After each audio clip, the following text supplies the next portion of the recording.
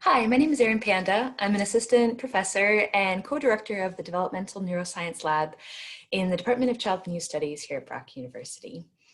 So I'm here to tell you about my research. My research is about educational neuroscience. I'm interested in how our brains change as we develop, as we learn new information, and how we can translate neuroscience into evidence-based programming. There are three themes to my research that I'd love to tell you about now. So I first started addressing the neuroplasticity issue when I was doing my PhD. I wanted to know, how does our brain change when we learn a second language? I was working with a theory that suggested that why it's so hard for adults to learn a second language compared to children is because there may be critical periods in development that limit the brain's ability to accommodate new language information. We did a number of studies, and consistently we found evidence against this theory.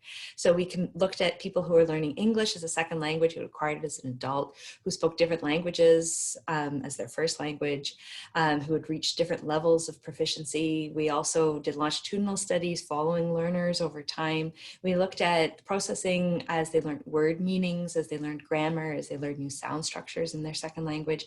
And consistently what we found is, okay, it is hard to learn a second language as an adult, much harder than as a child. And particularly it's difficult to learn those features of a second language that might be different than your first language, but it's not impossible. With attention and intention to learn, neuroplasticity is possible throughout the lifespan. So unlike children that, most children that can learn implicitly, adults may require explicit instruction so that they can trigger first attention-driven neurocognitive systems, and then with opportunities for repeated practice to reach those high levels of proficiency, so automatic processing can also become available. I think this model of explicit instruction paired with repeated practice is relevant for those working with children with reading disabilities and perhaps with other learning differences as well, to trigger plasticity for them as well. So now I am studying children as they learn their first language, as they learn to read, and as they learn to control their attention. I'm really excited about a new method of studying the brain. Whereas traditional EEG analysis looks at activity at particular electrodes, well, that's the traditional method. And it's really useful because it can tell us about specific systems in the brain. The new method, new frontier, you might say, is to look at how those systems work together and how they share their information and coordinate their information throughout distributed networks in the brain. It's allowing us to ask new questions like, how are these networks organized in different groups of people? And how can we dynamically shift our configuration of networks so that we can do tasks such as reading? Many people think that this idea of studying integration of activity throughout brain networks will provide new insights into the mechanisms of different mental health challenges and learning differences. I think it's also going to provide a very sensitive tool for us to study the neuroplasticity that's associated with learning in both typically developing children and at-risk populations. And we know that learning is possible even for those with very severe reading disabilities. So in another arm of my research, I've been partnering with researchers and at Brock University, at Sick Kids Hospital, and with community partners, the Hamilton Wentworth District School Board. So this school board implemented an evidence-based reading remediation program in their schools, and we helped them track the outcome of this implementation.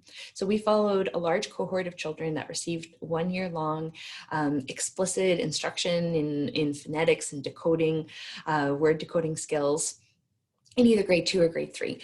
And what we found is substantial improvement in their reading skills and long-term changes to their learning trajectories. I'd like to share some of that results with you now because I'm really excited about them. So here you can see reading scores on the developmental reading assessment in children every year in the fall and spring from kindergarten through to grade 5. The blue line are children that received intervention in grade 2, and the orange line are those who received it in grade 3. So you can notice a few things by this graph. First of all, the rate of learning is not very steep in those years before they received intervention. And this gray line here are the benchmarks where it's the target for their grade, and you can see that they're well below those targets. In the years that these children received intervention, they showed substantial improvement in this change that they showed that year. And really importantly, that increase in the slope, that rate of learning, faster rate of learning continued throughout their elementary school years. And you can see that by grade 5, they were beginning to close the gap between where they are and where their typically developing peers are. I think this is a really great example of the good that can come to children when researchers and community partners work together. In the future, I'd like to bring these worlds together and track the neuroplasticity that's associated with this learning in these children.